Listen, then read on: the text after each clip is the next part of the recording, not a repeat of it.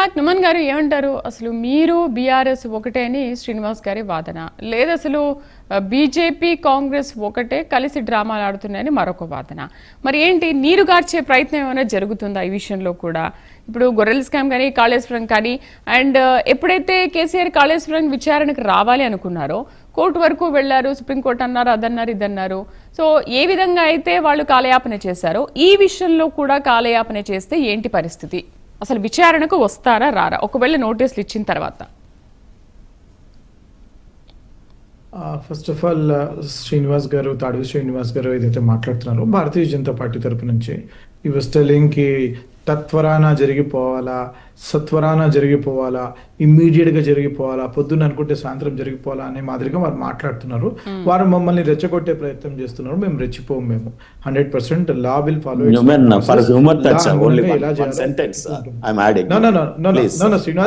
Please excuse me madam, ఇది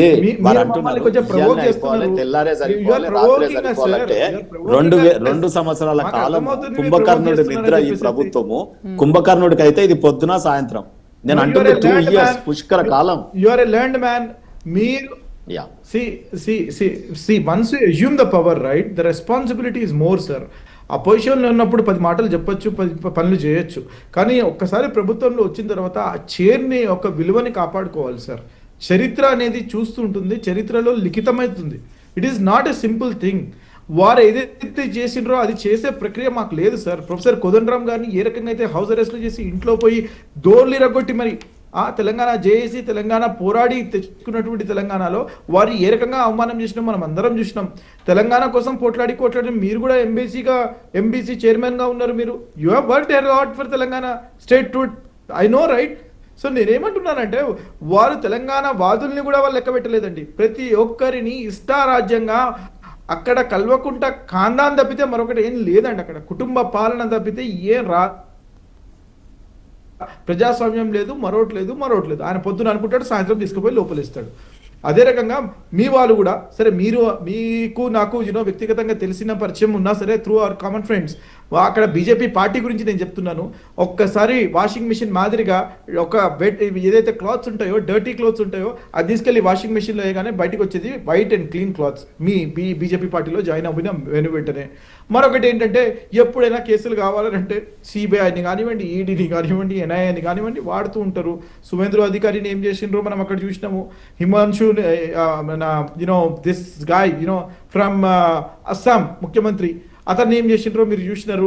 మధ్యప్రదేశ్ లో ఏం చేసిండ్రో మీరు చూసినారు. ప్రతి ఒక్క చోట చెప్పుకుంటూ పోతే చాటబారు. సరే నుమాన్ గారు ఓకే ఇప్పుడు బీజేపీ ఏం చేస్తుందనే అన్ని వదిలేసి నుమాన్ గారు బీజేపీ ఏం చేస్తుందో మీరు చెబుతున్నారు. సరే, మీరు ఇప్పుడు కాంగ్రెస్, మీరు అధికారంలో ఉన్నారు, మీరు ఇప్పుడు నోటీసుల తర్వాత అరెస్ట్ తప్పనిసరా అని అంటున్నారు, లేకపోతే విచారణకే పరిమితం అవుతుందా? I will answer. Please, just 30 seconds conclude చేస్తున్నాను. వారు ఏదైతే మాట్లాడారో కల్వకుంట్ల కవిత గారిని తీసుకెళ్లిపోయి తిహార్ జైల్లో వేసి, పార్లమెంట్ ఎలక్షన్ కంటే ముందు వేసి, నువ్వు మాకు సపోర్ట్ చేయాలా, అప్పుడే నీ బిడ్డ బయటకు వస్తుంది, లేకపోతే నీ బిడ్డ లోపలే ఉంటుంది అని చెప్పేసి ఆ రకంగా ప్రెషర్ యూజ్ చేసిండ్రు బీజేపీ వాళ్ళు. మేము చేయం. Now coming to the topics of Kaleshwaram, Famula E-Race and Gorrel scam గురించి వారు ఏదైతే మాట్లాడారో, టెలిఫోన్ స్కామ్ గురించి, I'll go each and everything, okay? Kaleshwaram scam గురించి we have conducted an inquiry. PC goes commission వేసిన తర్వాత, గోస్ కమిషన్ రిపోర్ట్ వచ్చిన తర్వాత ఫ్లోర్ ఆఫ్ ది అసెంబ్లీలో చదివినాం, అది ప్రజల ముందు పెట్టినాం. అది ఆ జిస్ట్ ఏంటిది, ఎక్కడెక్కడ స్ట్రక్చరల్ ల్యాప్సెస్ ఉన్నాయి, ఎవరు దీంట్లో పాత్రదారులు, సూత్రధారులు, ఏ రకంగా అయితే అధికారులు దీంట్లో డైరెక్ట్ గా ఇన్వాల్వ్ అయి ఉన్నారు, అధికారులకి ఎవరైతే పర్మిషన్స్ ఇచ్చిండ్రు అంతా క్లియర్ గా చెప్పిన తర్వాత ఆ యొక్క సబ్జెక్ట్ అనేది, కాళేశ్వరం సబ్జెక్ట్ అనేది కేంద్ర పరిధిలోకి వస్తుంది. మేము చేయాల్సినటువంటి హోంవర్క్ మొత్తం మేము చేసి తీసుకుపోయి సిబిఐకి ఇచ్చినాము. నా కేంద్ర సంస్థ కాబట్టి వారి పరిధిలోకి సబ్జెక్ట్ వస్తుంది కాబట్టి వారు చేయాల్సిన బాధ్యత వారి మీద ఉన్నది. వారు ఎప్పుడు చేస్తారండి? వారికి అనుగుణంగా ఉన్నప్పుడు వారు చేస్తారు. వారు లేకపోతే సిబిఐ ఇన్వెస్టిగేషన్ చెయ్యండి అని చెప్పేసి బండి సంజయ్ చెప్పారు, మరొకరు చెప్పారు అని ఈరోజు చేయమని చెప్తున్నాం. మేము చేసిందంతా తీసుకుపోయి ఇన్వెస్టిగేషన్ వారికి ఇచ్చినాం. నెంబర్ 1. నెంబర్ 2, ఫార్ములా ఈ-రేస్ గురించి వారు ఏదైతే మాట్లాడారో, ఫార్ములా ఈ-రేస్ గురించి మిస్టర్ కేటీఆర్ గారిని ఇన్వెస్టిగేట్ చేస్తాము అని అంటే గవర్నర్కి అభ్యర్థన పెట్టుకుంటే, governor has responded and said go ahead and do it. Investigation will happen. Number 2, Arvind Kumar గారికి DOPT because he is an IAS officer who has been recruited through UPSC. వారిని ఇన్వెస్టిగేట్ చేయాలి అని అంటే డిఓపిటి దగ్గర నుంచి మాకు పర్మిషన్ రావాలా, దానికి పెట్టుకున్నాము, ఆ పర్మిషన్ వస్తుంది. దాంట్లో కూడా మనకు క్లియర్గా ప్రైమా ఫేసి ఉంది.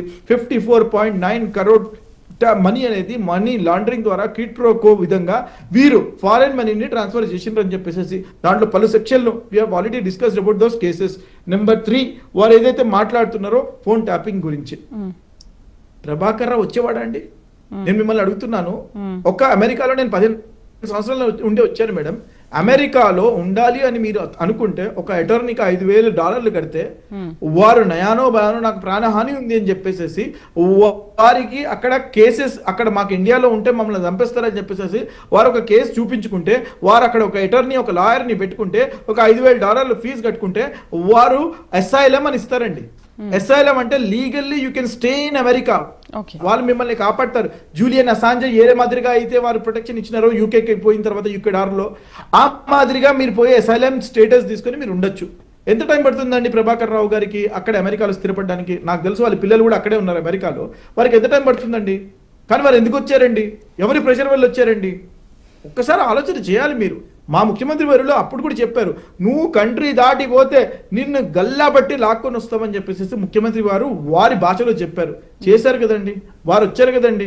వచ్చిన తర్వాత సరెండర్ అయ్యారు కదండి లాస్ట్ 2 weeks ago. నేను ఏమంటున్నాను అని అంటే, please understand, right amount of pressure at right amount of time we are giving. ఆ ప్రెషర్ ఇస్తున్నాం కాబట్టే ఈ రోజు కేసులో మీకు పురోగతి అనేది జరుగుతున్నది. ఎప్పుడు అరెస్టులు జరుగుతాయి? 100% కంక్లూజివ్ ఎవిడెన్స్ వచ్చిన తర్వాత కోర్టుల ముందు వాళ్ళని నిలబెట్టి తీసుకుపోయి పెట్టినప్పుడు courts will decide. It is not us, it is not CM గారు, it is not deputy CM గారు, it is not home minister గారు, it is not some other minister, it is the law that will do. Please understand, it is the law. లాకి ఏం కావాలి? Evidence కావాలి. ఆ evidence తీసుకుపోయి ఇస్తున్నాము అంటున్నాం మేము. అంత తొందర ఎందుకు? తొందర చేసి తొందరపడి ఏం లేకుండా చేసేసినారని చెప్పేసి చూపించడం ఎందుకండి? ప్రజల ముందు 100% వీళ్ళు నీలి రంగులు 100% ప్రజల ముందు పెడతాము. వీరు ఏ రకంగా అయితే అన్యాయాలు చేసినారో ప్రజల ముందు పెడతాము. వీరు చేసినటువంటి అక్రమాలు ప్రజల ముందు పెడతాము. ప్రజల ముందు పెట్టిన తర్వాత courts will decide. I have 100% faith in judiciary. Being a lawyer, I believe in our Indian judiciary.